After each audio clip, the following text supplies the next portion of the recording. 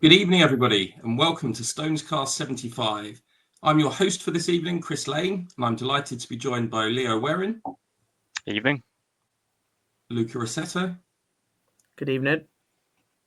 And Don Cross. Don's been hoping to join us for some time, and it's great that our new online format allows him to do so all the way from Herefordshire. So, in time-honoured tradition, Don, or Stony Ground, as you are going by this tonight, and I believe on the forum and elsewhere, great to hear a little bit about your experiences with the Stones, how you got involved, what your involvement has been over the years. I'm sure there'll be something about playing days, but also I know that you were very involved in sort of supported the club in different ways as well. So it'd be great to hear about your experiences. Yeah, good evening, everyone. Originally born and brought up in Harrow, only 5 or 10 minutes from Lower Mead. So ended up going down there. Probably first few seasons would have been when we turned from Isthmian League to Southern League. Remember that mainly for a couple of players. I've always timed things with Wealdstone from goalkeepers. So Andy Williams was the goalkeeper. I remember him. So I know that was the season I started. He was there. And I remember a player called Mickey Brown, who was a great forward. And I was down there one night after the market watching him train, and he was running up and down the cinder track down the side on his own. And I thought, man, this guy must be good training on his own. Obviously, being like 11 years old, I didn't realise he was injured and he was just doing a little bit of running on his own. So, but he was a favourite of mine early on.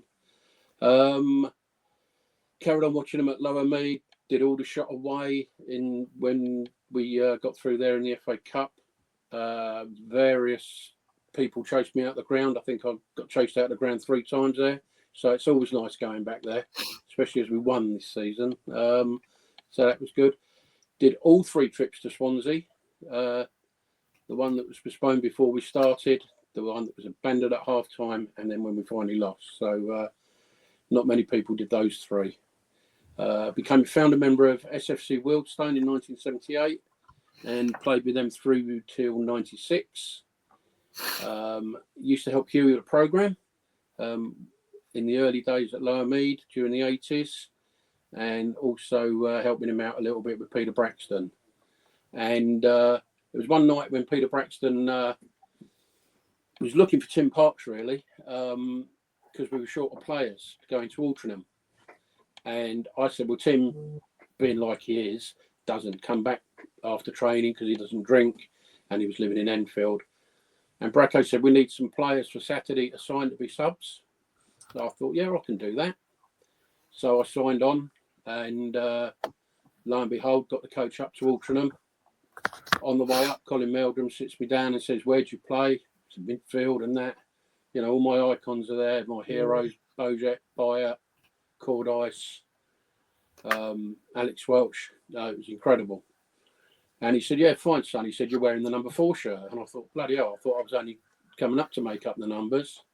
Ended up starting that game, started another game at home to Runcorn. Got subbed off after their centre-half kept going through me with the elbow. And then made another sub-appearance against Welling. And that was my Wealdstone career done and dusted. But proud to have played for the club, and wouldn't have swapped it for the world. My proudest moment.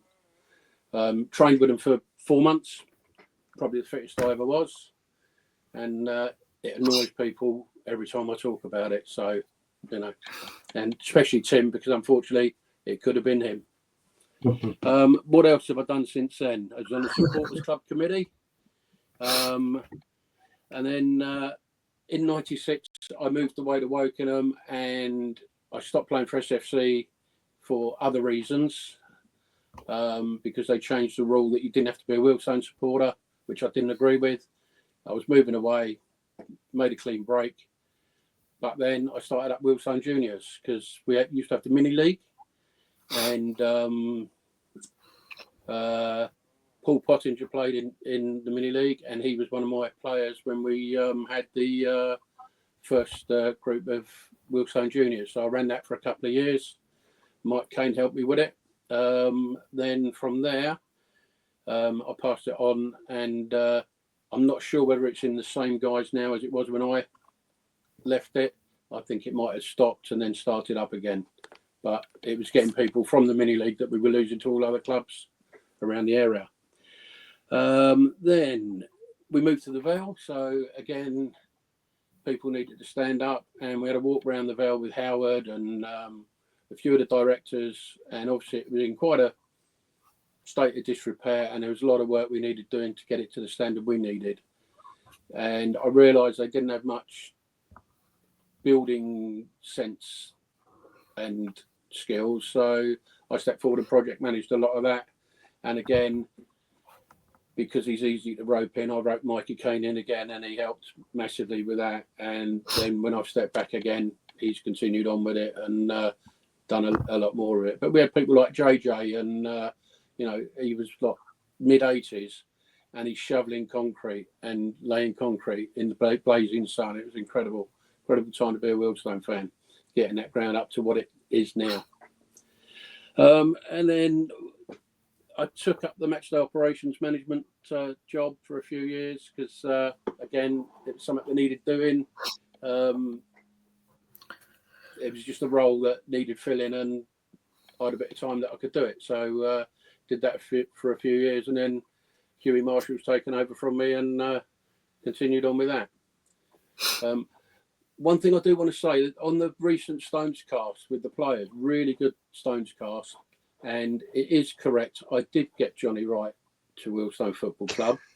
And when I first mentioned to him about Wealdstone Football Club and Gordon Bartlett, his comment was, "Who are they? Who is he?" And I thought, typical Northerner. And also with Wes Parker, just a quick one, his 30th birthday, I think it was, went to his party, left his house after being out for a night, went to the station was closed, went back to Wes Parker's, knocked on his door and slept on his couch. So I've even slept with Wealdstone players. I've got no scruples. So that's pretty much my Wealdstone career. There's a lot in there, Don, and it's really good to hear about that. And I guess, Luca, it puts you youth to shame, eh? Supporters club, matchday operation. There's loads of stuff you guys can get signed up to, but that's great. And I mean, the other thing, Don, that you do, as well as Roger and quite a few other Stones fans and Alan Hill and others, is really rack up the miles each season as well. You're down in Herefordshire way, so what your longest game is, I suppose it is for everyone, Gateshead, but all those games to Southend coming up, that's a good old trek. Yeah, Southend's a tough one. That's one I'd probably knock off the list now. It's about just under 3 hours there, 3 hours back. I mean, it's got to the stage now where midweek games we're actually going down and booking a room for the night so as to not be driving back at sort of 12:30, 1 o'clock in the morning. But but it's not far from where somebody's getting married soon, I believe, Chris. It's very true. It's very true. Yeah. But I mean, it's a good lesson for all of us as we get a bit older, and Leo and I, we start spreading our wings, moving a bit further away from London. That it's great to see so many people. It's in your blood, isn't it? And it doesn't matter how far you go away, we always come back, which is great. One tip I'd give you all is make sure you move somewhere where there's a train line to get you back to the football. Because having to drive it all the time is a bit of a bind, but we can do the train on a few of the away games, so that's not too bad. Brilliant. Well, thanks very much, Don. Great to hear all about that background, and looking forward to your insights through the rest of today's session. So we've got 3 games to cover since our last Stonecast on the 27th of March, which was the 3-0 away loss to York, with the team ravaged by illness and injury. 1-0 home win in the relegation 6-pointer with Boston United, a 2-1 home win against Forest Green Rovers last Saturday with a late Alex Reid winner. And I think if you'd have asked most people 6 points out of 9 in those, they would be very happy indeed.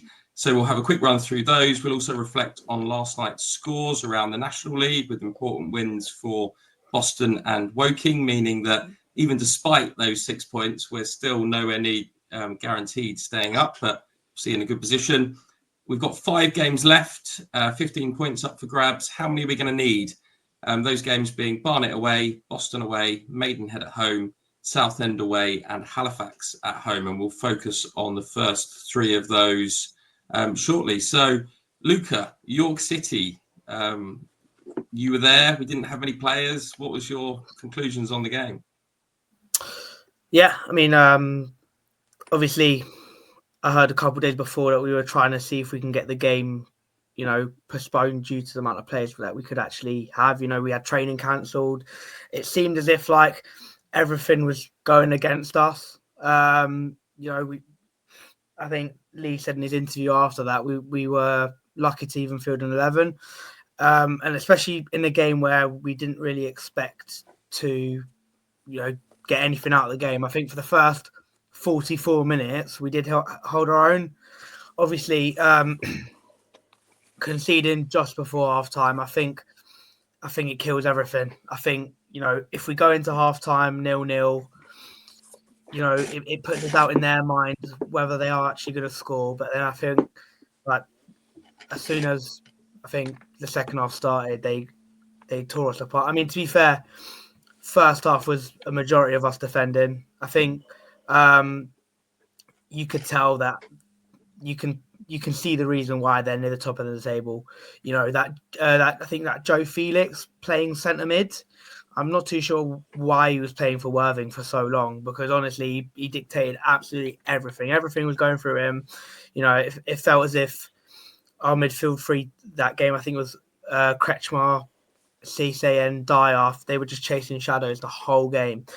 And obviously second half, their quality shone across. I think for the second goal, Luca Gunter could let it go out for a goal kick, decides to smash it, try to clear it, misclears it, and then we concede a goal, and then it's just we're back to where we started. But with York, we didn't really expect to get anything out of it.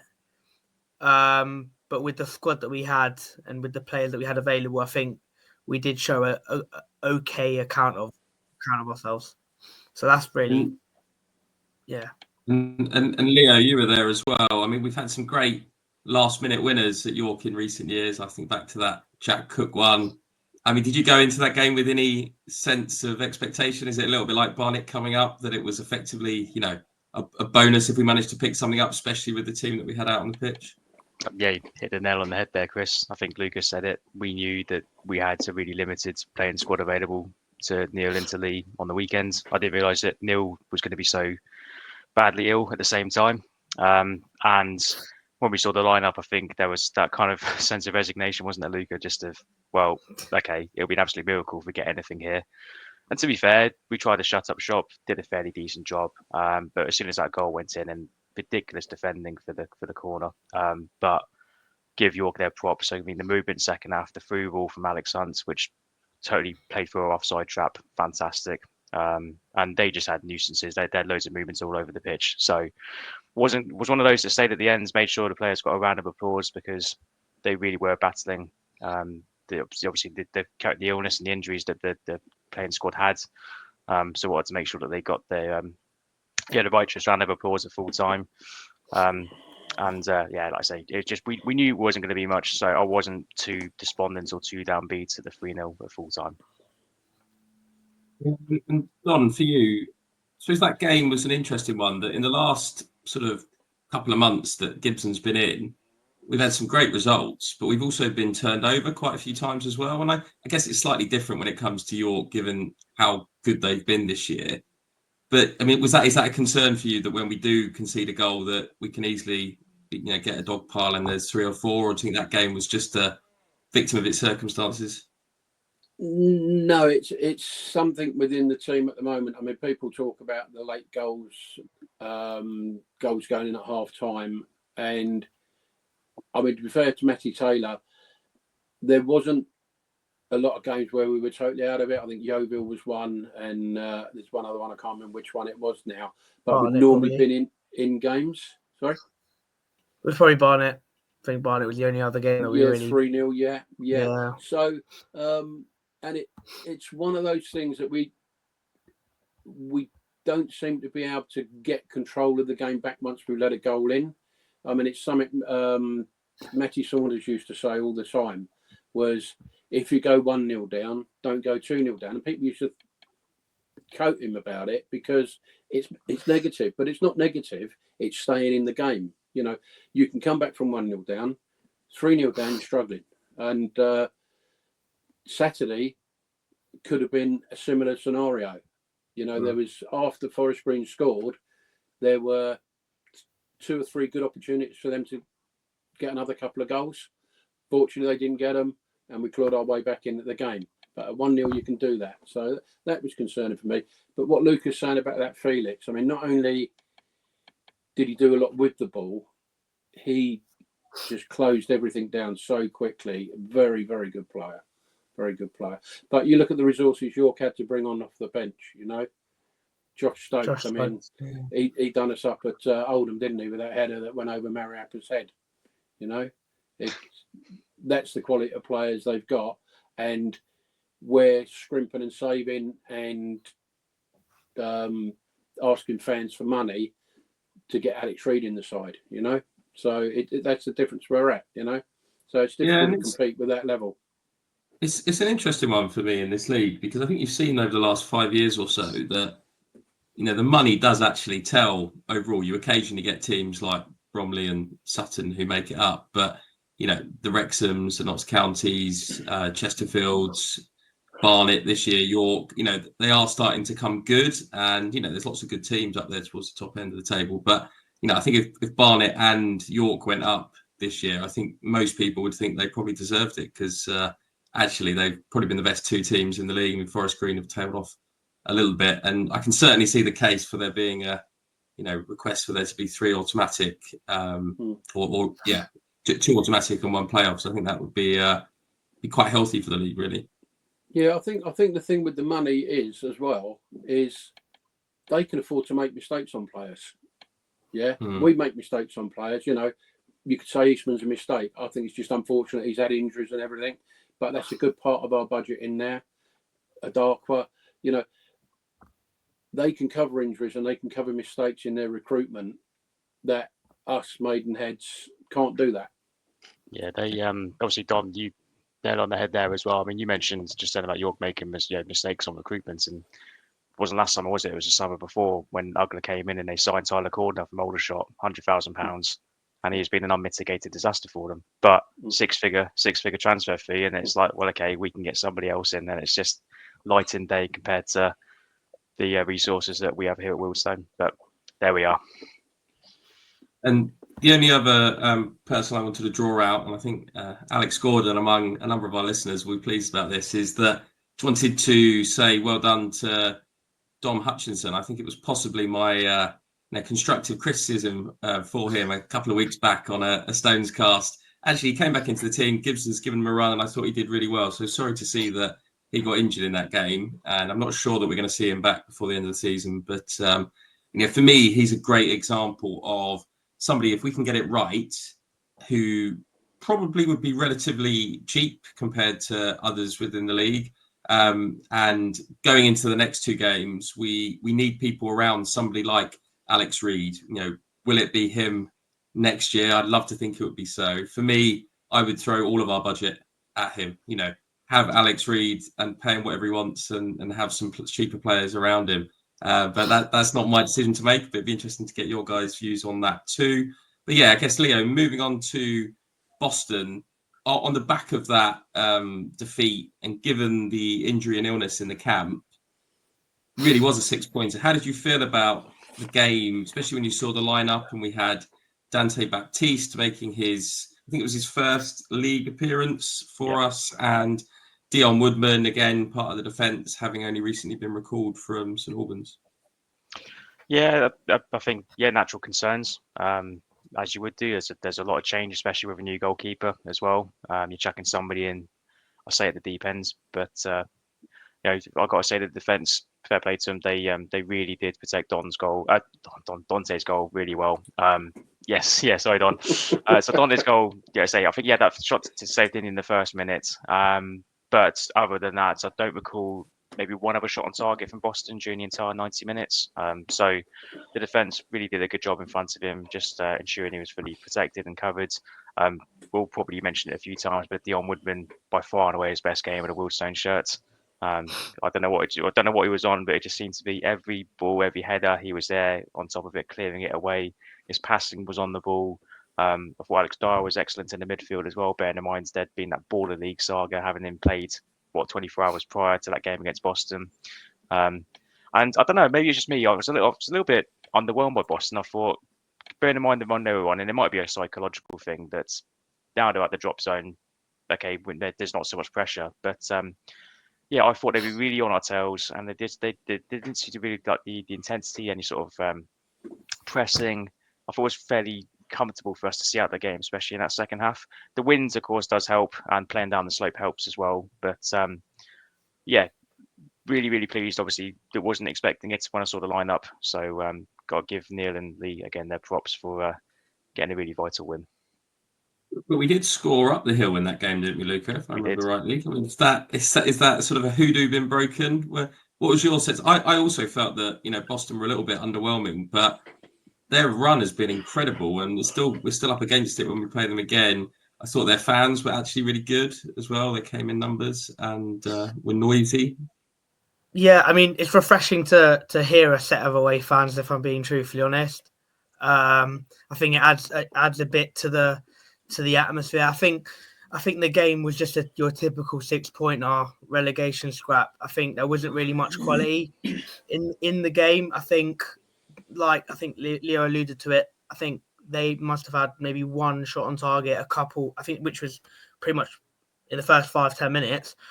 And then I think alternatively, we didn't really trouble Boston's goal as much. So again, we took our chance. I think Reid takes his chance well. I think he was brought in to do exactly what he's been doing: score goals, get us points, and like Leo said, Dion Woodman personally, I thought was man of the match against Boston. I think after the Aldershot game in the trophy, when we recalled him the first time, I thought after that Aldershot game, it'd have been his Stones career over, to be truthfully honest, because he was pretty horrific. But, I think, as he's had a good run of games with St Albans, who are also in a relegation battle in the National League South, I think it did help him, especially with his confidence. And, he seemed like a new player, really confident. It seemed like that type of Jack Cook influence in the box. I think during the game, obviously I was stood with near Chris, and every single time we were defending a corner, you could hear Chris going, "Dion, get your head on it, and he'd always be the one trying to attack the ball, getting it out. It's a sense of fresh air. Having lost such an influential player in Jack Cook, have we missed him as much as people might have thought? I mean, we've kept 3 clean sheets in our last 5-6 games, which also is a refreshing stat, because obviously, I think we hadn't kept one.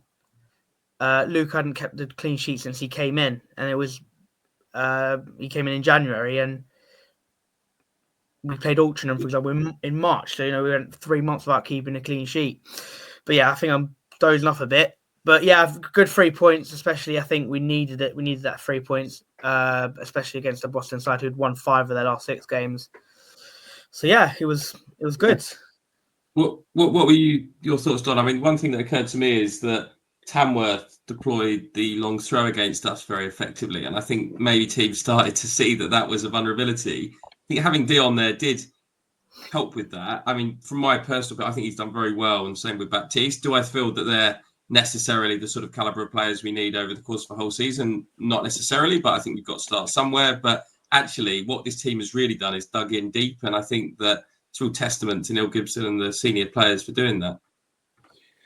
Yeah, I mean, you need your fringe players that have to come in and do jobs to do the basics. If they do the basics right, that's good enough sometimes. Dion Woodman, kicking the ball, heading the ball. That's what a centre-half needs to do. Baptiste has done well. I mean, he's really quick across the ground when he's running across to dive on balls or things like that. But you say about long throw, yeah, they're long throw specialist Nicholson. he was taking a throw down near me in the first half, down in their left-hand corner up towards the gun turret. And just as he was about to take it, I just said, "Oh, well done, Nicholson. You're in the side just because you can throw a football." And he turned around to me and he said, "At least we're not going down." And I said, "Maybe we'll have this chat Good Friday." So it was good that we beat him in the end because he didn't come across and give me grief. So, yeah, I mean, we've struggled for balls in the box a lot. And that's down to defenders and keepers knowing who's going for the ball. And if you've got either a Jack Cook or a Dion Woodman in there or a goalkeeper that's going to come and get the ball, the defenders can get out of the way and concentrate on just blocking off forwards. Yeah. So I think Neil's getting that into the team now. And in that game, we didn't make a substitution. Everybody was doing their job. The game plan was working. And to be fair, Neil had the confidence in them to see it out. And I'm glad they did because, you know, it gives them confidence and it gives the manager confidence in the players. I think you would have liked to have made the change, but I just get the feeling the bench was a bench in name only. There was no way any of them was going to come on. Yeah, possibly. But, yeah, spot on. And I thought the atmosphere was pretty good in the Buller and around the rest of the ground. I think a Tuesday night was some of the best experiences we've had, certainly in the Vale years, on a Tuesday night. Big games, you know, sort of reminded me a little bit of, not quite as end-to-end as Dorking, but it was tense. You know, I think that people were really, you know, invested in it. And, you know, so great to see the numbers there on a Tuesday night. I think there was a recent stat on Twitter that suggests that our attendances have grown by 111% over 10 years, which is effectively about 802 people, which, you know, it's just a real testament to the trajectory that the club is on. And obviously maintaining National League status is a big part of that. But yeah, do you think that's something that we're able to maintain for the rest of the season? I know you. It's weird you say about the noise because where I stand up by towards the gun turret end on the side, I could hear the Boston fans and they were vocal and they were really loud, but I couldn't hardly hear the Wilkestone fans from the Buller. But everybody's saying that they were loud in the first half as well. But I don't know whether that sound carries as far up that hill. But second half, I mean, yeah, you could really hear the Stones fans, and you couldn't actually hear the Boston ones that much. But I think, yeah, it's where it is. You're right, Don. There was noise in the first half, and Chris has been far too modest here because whilst I wasn't near him, what I've heard from scouting reports nearby, and Luca will probably allude to this, is that he was giving it a fair go in the second half on the left-hand side of the Buller. So well done, Chris. Keep it going. It's all down to you to get the atmosphere going in these next couple of home games. I appreciate that, mate. I think it's completely ruined my voice as a result. I've had the worst sore throat ever, but it's all worth it in pursuit of a Wealdstone win. So get Luca to carry on then in your absence. Well, indeed. But what do you know? Going into the next game. To be fair, I think. Yeah, I was going to say, to be fair, I do help Chris. So does Alex. You know what I mean? We do try. I think, especially on away days, I think it's better because obviously we're all together. But yeah, but I think there's lots of youngsters doing it as well, which I think is great. You know, I think they all need to just back each other a little bit, and you know, their voices to break a little bit and be a bit louder. But I've even noticed a little bit of a change. There's still a few of the, you know, your shit behind the goal, which I'm sure Luca's involved in somewhere or other. But actually, you know, a lot of the youngsters are buying into it now, I think, as well. But Luca, you were singing great at York till you went home, mate. Called out. Excellent. They calling me out. I don't think you can ever call out someone that's travelled loads of miles to watch their team play. I think personally, so I think they can. Or anyone else's team, for that matter. Exactly. Whoa, Chris. Each to their own. No, but moving on. Lee's just brought me a refill, so we're good. Well, indeed. Moving on to Forest Green Rovers, I think again, I don't know. It felt like one of those games where they're not in the best of form. It's an interesting time of the season. I mean, they're probably safe for the playoffs now. But they'll be looking for one of the home draws or sort of the second and third places. I didn't think they were brilliant. I mean, Don was right earlier that having got that first goal, that was really a good test for us to actually be able to get back. We scored perfect time. I don't know, Don, you were up that end of the pitch with me first half. I was so quick, I couldn't really tell if it was a penalty, but I think the fourth official gave it. No, I wasn't at the game, Chris. Oh, right, okay. Yeah, no. Where you normally stand, it was up there. Yeah. Leo, did you think it was a penalty? Did you see? Well, it looked like the arm was raised from the Buller, but again, so quick. And I think on replay afterwards, it is fairly close. It's one of those, if he didn't give it, I'm not going to bat an eyelid and say it's an absolute dead cert penalty. But by the same token, if he's given it, there's nothing there to then say, no, it's not. So 50-50 call. And we've been so unlucky when it comes to penalty decisions this year. Yeah. I'm thinking about York as well, because I don't think that was ever a penalty. So case in points. Hopefully got something back in off. Well, we did get something back in our favour. And it's I'll tell you what, Chris, I don't know what you thought, but to me, there were so many parallels to the game on Tuesday against Boston. The winds played absolutely, I won't say havoc, but it played a real factor in terms of the way the game went and the patterns of play itself. And then going down the slope again in that second half. But Forest Green started off like a house on fire. We were causing our own problems. I think McAvoy will probably admit himself. I don't know what he's doing for the pass into the middle of the park, which leads to Forest Green's goal. And we said about Dante being quick off his feet when he's came crosses. I think that's when he'd want back as well. He seemed to be a bit slow in terms of diving into the corner. That's my personal opinion.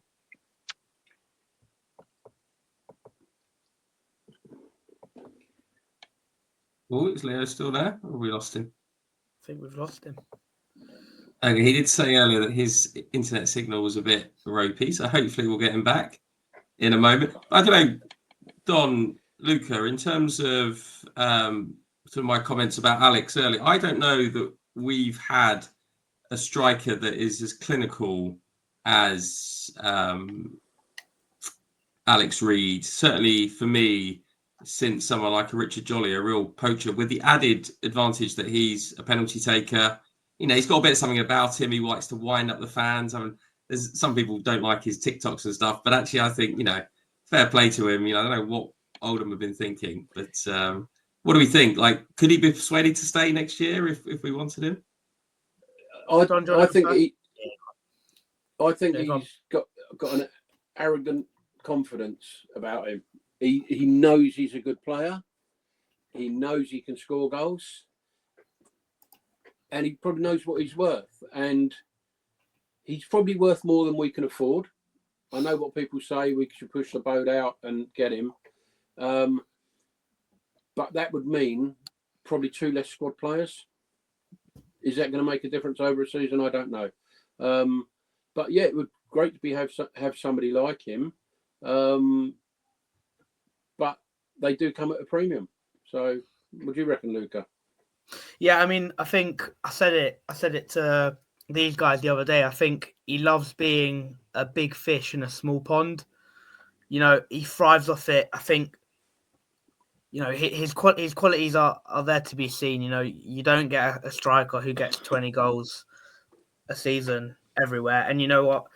Fair play to, you know, Rory and the supporters club and also the fans for putting their money in their pockets to fund a 20 goal a season striker, because ultimately if we do stay in this division, he will be a major factor of why we've done so. You know, he came in January and across all competition got 20 goals and I think 15 in the league. And, you know, he's won us 6 points in the last 2 games. He's won us 6 points. He's scored all of our goals. And you know what?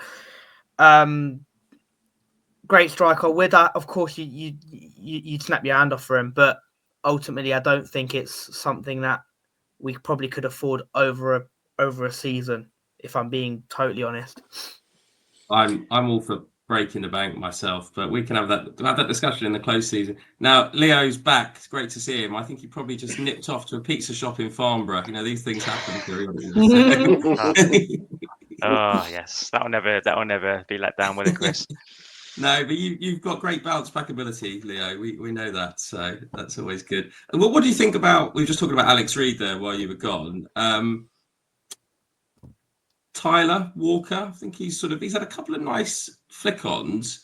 He's got a very languid playing style, sort of Ferguson-esque for me. Is he doing what we needed from him? How does the sort of letting Ashford go decision sort of feel to you a couple of weeks on from that? Doesn't really sit well with me. Maybe because I was just such a big fan of Sam Ashford, and I think maybe it's one of those where I'm a bit more of a sucker for someone where you can see putting in plenty of endeavour. I find Walker, great summary, great comparison there, Chris. He is very Ferguson-esque. It seems like he comes across lackadaisical. It may not be, but when you see Reid busting an absolute gut against Boston, and he busted a fair gut again on Saturday against Forest Green, which is, again, a bit unlike his character from what we've seen. Walker seems to be kind of just, I wouldn't say walking, but he's very, just kind of slack around the pitch. And I guess his argument would be, well, I've flicked the ball on, which led to the goal on Tuesday. It's led to the winning goal on Saturday. I'm doing my part. So as long as he's still having an impact going forwards, fine. I still think Ashwood would offer more to the sides, just in terms of being able to link between the midfields and the strikers. But again, that's very subjective. I think the chemistry that. Sorry, go on. I think the chemistry that Sam and Ashford and Reid had before the first loan got terminated was impeccable. Like you said, Leo, like Ashford would be the runner, and Reid would pick off anything that Ashford basically won. But I think the relationship Reid and Walker have is slightly different. But then again, it is working because I think they've combined for an amount of five goals this season since Walker's come in. So I think, although I agree with what you're saying with Ashford, that he's a hard worker and he's always going to put in 100%. On the flip side, Walker might not be showing it, but he's still providing the quality of getting assists. And if he's getting assists, I don't care what he does on the pitch. So yeah. So it's a double-edged sword, really. You can weigh them on both sides and still get the same outcome. I don't know whether they're just, even though they look like they're the same types of forwards, they're slightly different. I think Walker is far more technical. And I don't know whether he's not chasing things when they don't need chasing, because I think he does close things down when he needs to, whereas Ashford would close anything and everything down. Sometimes I think he'd even close Jack Cook down if you didn't give him the ball quick enough. He's just like he just wants to be involved all the time. I thought he was a cracking player, and it was a shame to see him go. But the chemistry in the changing room obviously was something that Neil was concerned about, and felt if he's got a player that's disgruntled and wants to be elsewhere, let him go there. And you're right, and it's one of those interesting things at our level is that players, quite often will have a year's contract, occasionally 2, perhaps with an option. So it's not like these sort of 5 or 6 year contracts you get in Premier League and elsewhere. We do have quite a lot of turnover of players, and this year we actually retained a decent number, and we have in the last couple of years. I suspect that this summer might see the largest overhaul of the squad for a long time. I was quite interested in, when I was reading a couple of days ago, that we've used 42 different players this year across all of the different competitions, which is amazing, really, and does just show how wide the squad has had to be. We've obviously got probably the best paid squad that we've ever had with the move to hybrid, a bit like Altrincham a couple of years ago. Maybe that's still bedding in. We've had lots of injuries. It'd be really interesting. I think, feel really confident that Neil Gibson will be there for all of next season, short of somebody coming in for him. I sort of get the sense that he's a good, stable appointment and someone that we should invest our time in, which I think will be great. But I think we will just have to see how things develop and actually try and build a side that we think can compete at different stages of the season, because the loan market has been so important for us as well, as we've seen in different ways with Alex Reid this year. So just thinking back to those last couple of games as well, Alex Dyer, we had another great Stonescast special with him, with Adam Hills a little while ago. Been a little bit of unease at his involvement in this Baller League that Leo mentioned earlier. I suppose there's an element of if he plays okay and, does it really matter? Gibson made him captain in the absence of Cook and Mariappa. Anyone with any thoughts on that, or does it not really matter? It's like, I think if Neil Gibson's given him the permission to go and play in this Baller League, it's kind of hard. I was personally really annoyed that it came out of nowhere that he was going to play in the Baller League, especially after Neil said in the Meet the Manager that no one was going to play until after May. Obviously they hadn't trained, so it is a five-a-side match or whatever it is. But then again, you can see some of the tackles that are flying in. One bad tackle, he's broken his leg. He's not available for Stones. Personally, I wouldn't want him to play until the end of the season, because I just think he's contracted to us and we need him. He is a vital player, even if he's not playing off the pitch. His presence does mean a lot, and you can tell from everyone else that they respect him so much. You can see in the video that they took earlier who's the best player that they've played with. A lot of them said Dyer, and to be fair, technically Dyer is a magnificent player. If he was 10, 15 years younger, he'd be playing so much higher. So, personally, I don't agree with it. I think it's really risky, and I wouldn't want him to do that. But that's above my head. Obviously, I'm just a fan that pays to go watch him play football. So yeah. Don? Leo, do you want to go or you go and then I'll chip in afterwards? Okay. Alex Dyer is probably one of my top 5 Wilkestone players, and when it came through that he was playing in it last week, I just couldn't believe it. I was absolutely gobsmacked, because we've had a director telling us he's not going to play. The manager's told us he's not going to play, and then he's played. Now, whether the football club has sanctioned that or not, we don't know. But I think as fans on this one, we should have been told, because as I said earlier, people have put money in to sign Craig Eastman, to sign Alex Reid, etc. And that means the budget can go elsewhere for other players. Yeah. And I just don't understand it. We're in a relegation fight. And yes, we've won 2 games since. What if we lost those 2 games? That doesn't change whether he played or not. Yeah. The fact is he played and we were told he wasn't going to be playing. Doesn't sit right with me at all.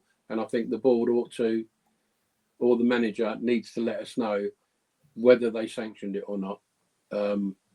And again, Mariappa apparently played last night as well. And if it had been the other way around, Mariappa had played last week, because a lot of people want to scapegoat Mariappa. Every mistake we've let a goal in when he's been on the pitch has been his fault, apparently. That's just not true.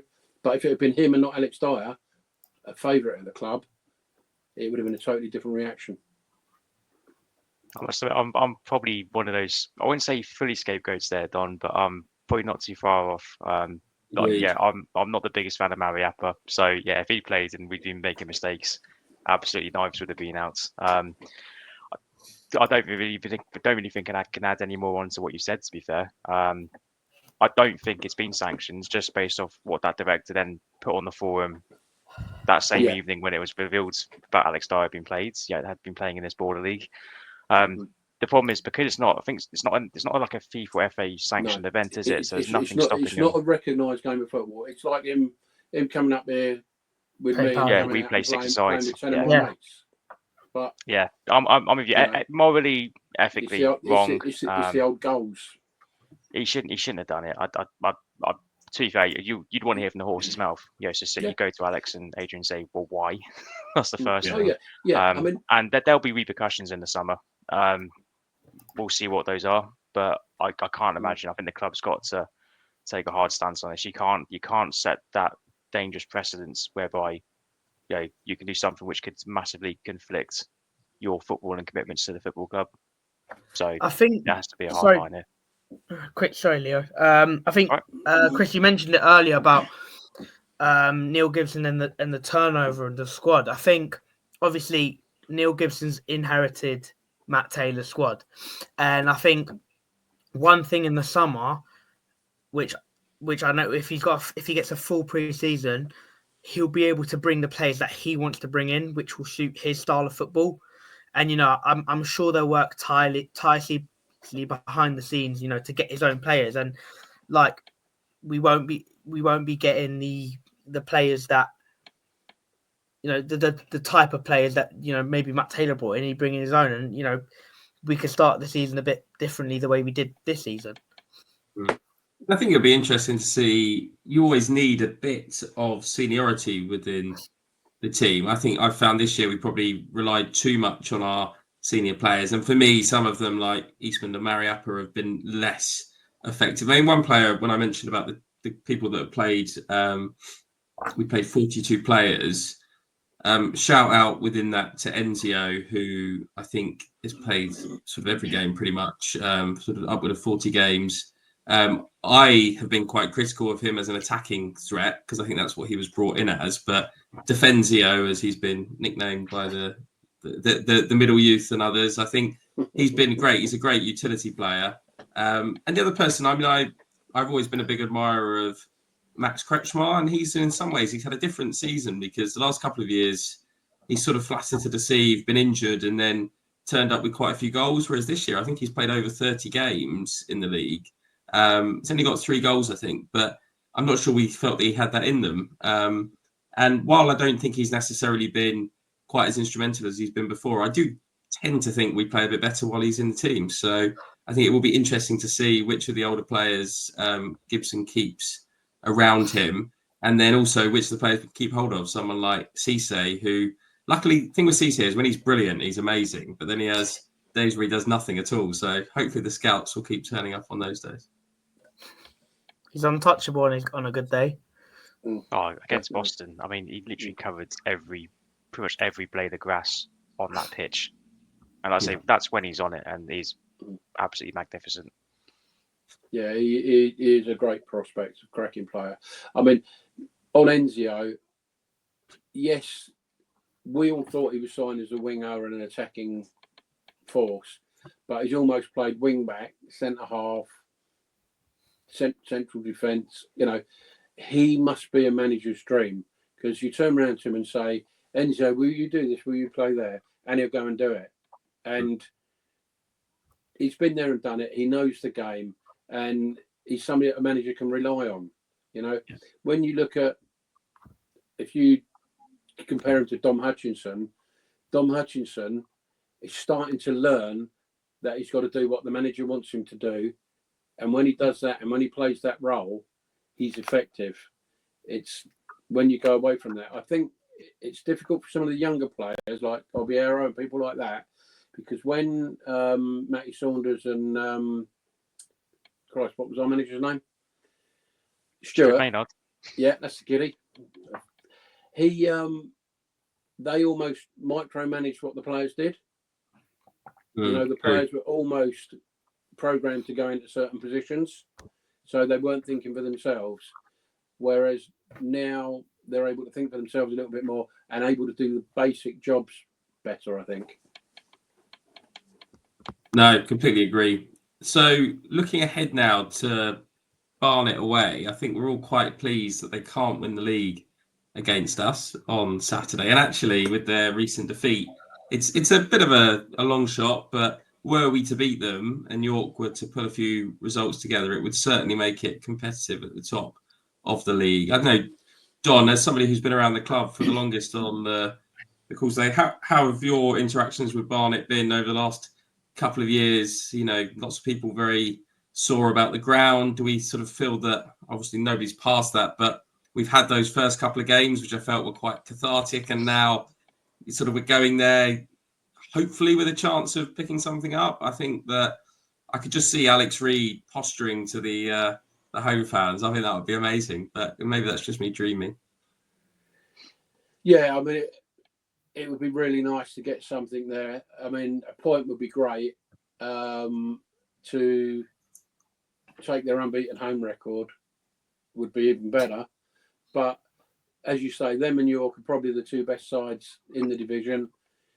Dean Brennan's got the squad now that he wants. We've got every chance because we've now got a system that is working for us a little bit, and we have got somebody who can score goals. So, you know, I won't be going. It was a decision I made a long while ago. I went to, I think, the second game we played there. Not overly impressed with the stadium as it is. I mean, it's a three-sided stadium now. We left them a four-sided stadium, didn't we? You know, so I won't be there. I will watch it later in the evening, and hopefully we'll have got a win out of it. Very good. Luca, are you allowed in this year? I will. I should be, but I'll turn up and I'll. Yeah, I should be. I think obviously, you know, this is just. Yeah, I think we've had our, you know. The first game at the Hive probably meant the most to everyone involved. Obviously, with everything, with the history behind it. I think now it's kind of. This is our fourth visit there now. That they are probably going to win the league, you know, and you know, credit where credit's due. They are probably the best team in the league. Obviously, they've not lost a game at home. You know, expecting anything there is reaching a bit. I think we've got bigger fish to fry. I think the game after is probably our biggest game of the season to come.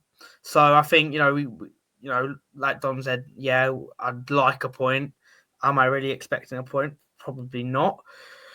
But yeah, you know, we've had our time up. We've had our time there. I think it'll be good just to. Luca, come on! I think we need to be a bit more upbeat. I'm getting. Yeah, I don't know. It's hard. It's hard to be so upbeat when your rivals are piss in the league. But you know, I think it would be nice for us to be the only team to go there and win. But you know, I'm trying to be realistic here, and you know, I mean, it's one of those ones we've had it. You know, we've had some great moments against Barnet. The sort of the last minute equaliser or winner at home, and then the Corey Andrews equaliser, and then the win a couple of years ago there as well. I think that, you know, wouldn't it be great? I mean, that would be a real statement of intent. I think it was David Noble's finest hour there last year. So if he could do it, then I say you stole my thunder. I was just about to say, if David Noble can get a point, then Gibbo definitely can. There's the upbeat, you know, optimism there off the back of it. His only hour as well, not his. It's only hour, yes. The pressure's on them, isn't it? Really, as opposed to us, because they've just lost the game. Yeah, they've got an unbeaten record to protect. They're going to be more nervous than us on it, and that their fans will hate it if we get a win there, which would make it even better. I mean, if we win and then they don't win the league, then I'll disregard everything I've said. Luca, what are you smoking? No, there you go. Just being optimistic. I think for me, you look at their striking options, though, it's utterly ridiculous.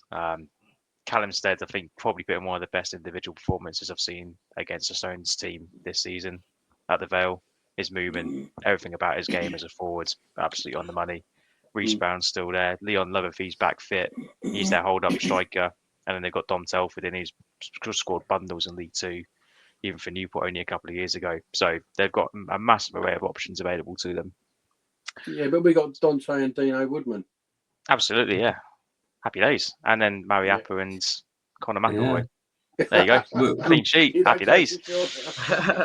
And they've got We'll be Luca fine. Rossetto as well, haven't I think it goes without saying that it's going to be a really good Stones turnout there. There always has been. Whether it will be quite as large as the last couple of years, we'll have to see. I think over half the seats have been sold last time I looked.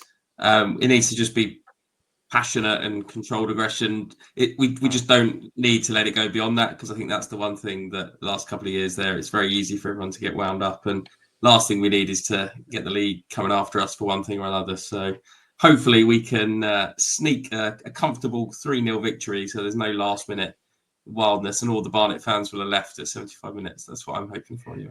Have they still got that Amber Battalion going? Are they still a thing? Could be. Could be. I hope so. Be funny to watch, yeah. And the B mascot You're as right. well. You're right, Luca, that the big one is Boston away, which is Good Friday, and then Maidenhead at home, Easter Monday. I mean, you couldn't really have written it as a sort of better finish for us, really. It's in our hands, even were we to lose both of those games, I think we'd still have a chance. It's going to be harder. I think for everybody, it will be the first visit to the new Jakeman's Community Stadium. I don't know if you went to the old ground, Don, did you? No, I don't think I did Boston away. I think I saw them play at Wembley. I can't remember what year that was. Was it 85? That's the one. Well, I did rather enjoy during that game getting to sing, it was on the 11th of May, actually against Boston. That was quite, years I'd been hearing about Boston, and then suddenly there they were. So, what do we think? They had a great win, didn't they, Boston? Another last-minute winner last night. It was an awful... I watched the game last night. It was an awful game. I mean, Aldershot rested their front three. I mean, Barrett didn't play. I don't think either of the Joneses played. So it was a bit frustrating watching it, especially when Aldershot took the lead. Dewhurst made a couple of good saves, and then they nicked it right at the last. So it was a bit frustrating, and obviously Woking winning as well didn't help us. But it's in our hands. I mean, I think we can go to Boston and at least come away with a point. I don't think there's anything there to scare us. We've proved we can beat them. They know we can beat them. So that's a positive, I think. And my grandson's coming. It's his first Wilkestone weekender away. So he's only 13. So I'm not sure what pubs we're going to. Brilliant. But he did do his first real big Wilkestone away was Weymouth away when we won 3-2 at their place. So good omen then, Don. Hopefully we'll get similar. Leo, how are you feeling about the full day? Looking forward to that train journey up. Should be good fun. We always enjoy it. Yeah, it's whether we make the train on the way back. That's the challenge, isn't it? Just maybe stick to the shandies. Want to be in Boston. Remember it. Yeah. Want to remember the game. Looking forward to the day out. Obviously, you hope the football doesn't ruin it, Chris. It's one of those things. I'm fully expecting a Boston side on Good Friday to put in a performance which would indicate the results they've been getting recently. A total contrast, I think, to when we played them, last Tuesday. So, Gibson, to be fair, the one thing you would say since he's come in, he has got our side fully prepared. Like, he's done proper scouting on the opposition. He'll know where there's potential threats are, and he'll pick the sides according to who he thinks Boston's strengths are and where their weaknesses are. So no reason why we can't get a point. For me, Maidenhead on Easter Monday is actually the bigger game, just because of what's riding on that. And I know we'll probably jump in the run sheet ever so slightly, but for me, I think we need 5 points still just to confirm safety. So 53. If you can get 6 points over the Easter weekends, then that's it. Job done. Hopefully, you can all see if I've got the technology to work. There's the table. Let's come up. Yeah, that's good. Covering everybody. But yeah, what do we think? I mean, just as a quick recap. So Boston, so they are on 46 points, 3 clear at the moment. I mean, I think even if we beat them, they have got every chance of staying up. They've got Altrincham at home, us at home, Solihull away, and Maidenhead away, and someone else there, because I've got Boston playing Boston at home in my notes, which is no good. Somebody else they're playing, but yeah, I think they're in a really good position. I mean, Solihull are the fascinating one. Now that we're equal points with them, Gateshead, well done, Luca. What do we think? Could the incredible happen? You know, I know it's us sort of being slightly gleeful, given the way that he left us and how it all finished, but. Amazing, really, that Solihull have been sucked in. I think for me, Dagenham are possibly the one who are really in trouble. And, you know, Maidenhead, who'd have thought that eventually they'd be sucking into it? I mean, were you expecting them, Luca, to spend a bit more money, Maidenhead, to try and get out of it? Well, obviously they got all that money off the was it the Max Kilman sale? I think it was. Yeah, from Hull. Yeah, but I think they spent a lot of time trying to get a new stadium sorted, I believe, which hasn't been approved. Correct me if I'm wrong. They got shafted by the council, changed hands, and they were going to go to Braywick Sports Centre, and that's got kibosh for them, and they're really struggling for somewhere to go, which is a shame. Yeah, obviously, I think Maidenhead have always been that team where it's like they always pull something out of the bag, and you know, with 5 games left, it wouldn't surprise me if they did. Obviously, I think I slightly agree with Leo. We probably could afford to go to Boston and lose, but the Maidenhead game is the game where it's at, really. I think, you know, they beat us obviously on Boxing Day. It was Boxing, but they obviously beat us on Boxing Day, where we didn't really turn up that day. Their 2 strikers, I can't think of their names, but Mikulski's really Abrahams, maybe. I think. Yeah. Yes. Timmy Abrahams, isn't it? Yeah, they ran us ragged that day, and obviously they beat us at home last year as well. So I think a lot of rides on what happens in that game. I think I agree with Leo. I think 4 or 5 points probably does it. We are, to think of it, we are still 5 points off the drop. And do I see Boston and Dagenham and Maidenhead, you know, picking up 6, 9 points each? Not really. But then again, I still think we do need 4 or 5 points just to make sure.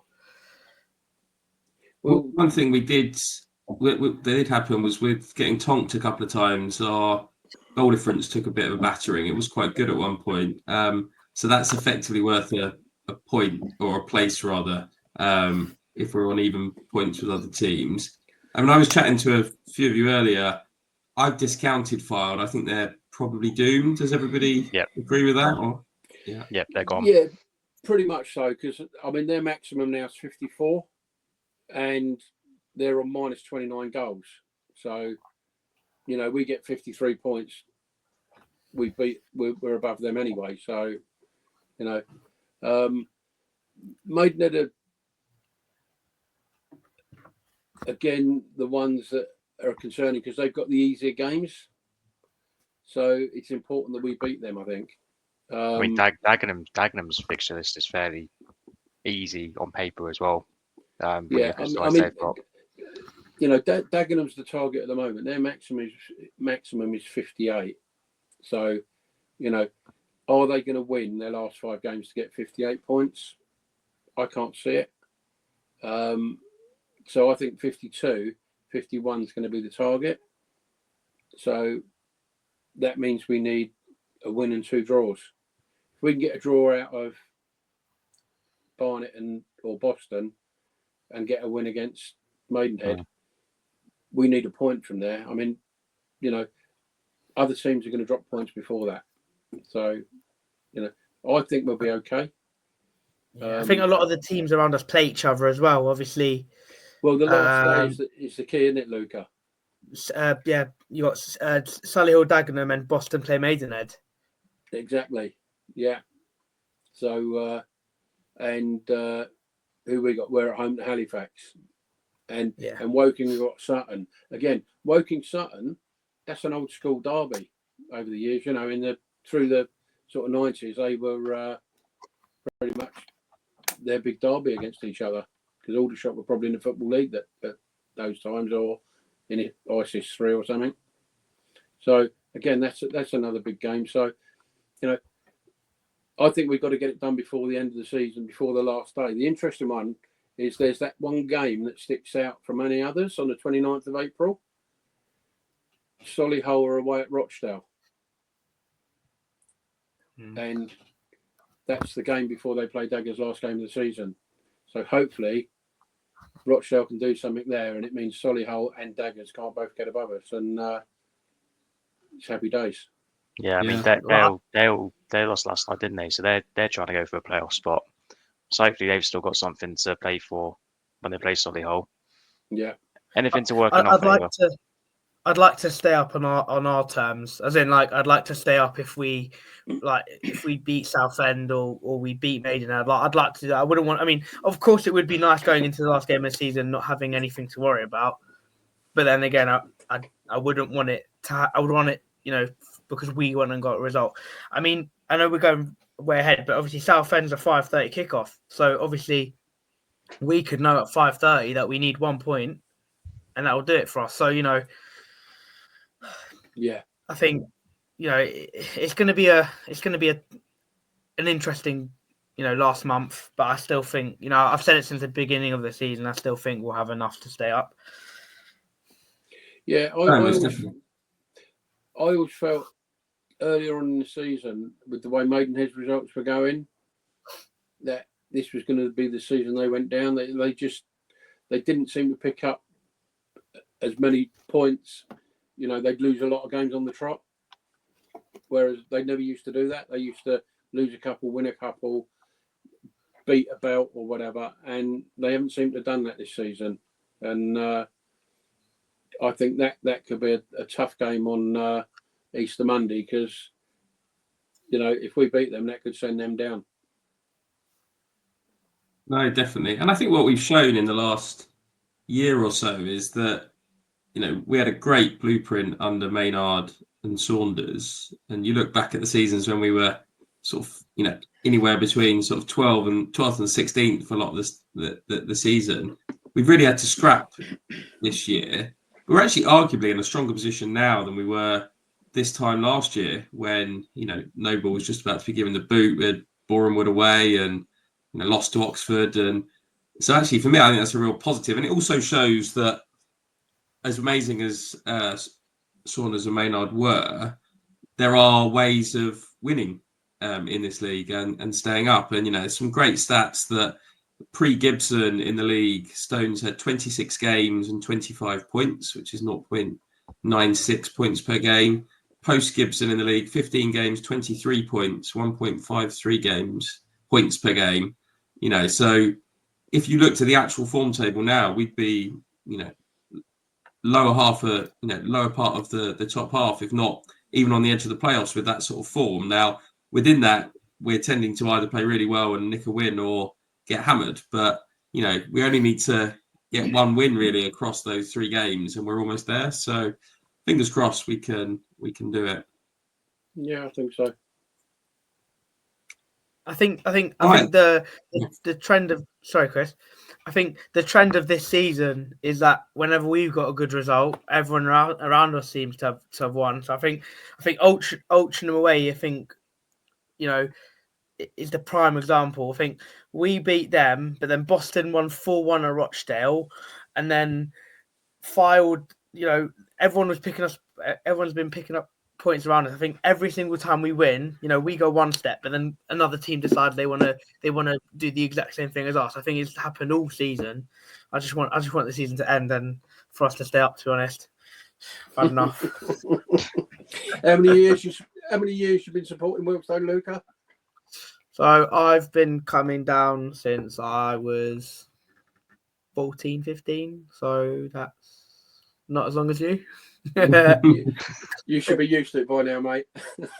About 5, 6, gosh, I can't even count. 7 years, and been constantly going for the last 4 now. So yeah. See, I mean, that's the thing.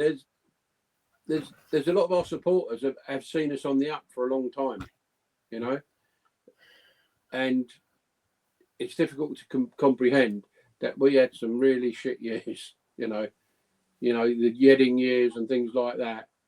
I mean, some of the footballers we had playing for us then, and that wasn't me, by the way, that was others. You know, we had some crap, and there'd be weeks when we would have 3 or 4 different players playing. You know, at least now we're back at the level we were, and we just need to make sure we stay there. And I think the more time that goes by, you know, we are, I think, a National League club in many respects now. I mean, I know the budget isn't always that and the infrastructure, but just the sort of feel around the place. We're on the up still, and I guess that's the challenge with the Maidenheads of this world. They've been there for a long time. It'd be really fascinating if they were to go down, how easily they mount a challenge to come back. That's always my concern. If they were to go down, how quickly would we come back? But for me, it's still the attractiveness. You know, people think we're mad, but you know, Morecambe, Carlisle next year. You know, a couple of away trips up there, maybe on a Tuesday night. I mean, what more could you want for, you know, to be a National League fan? It's enough to keep you excited. Leo, you'll be there, won't you?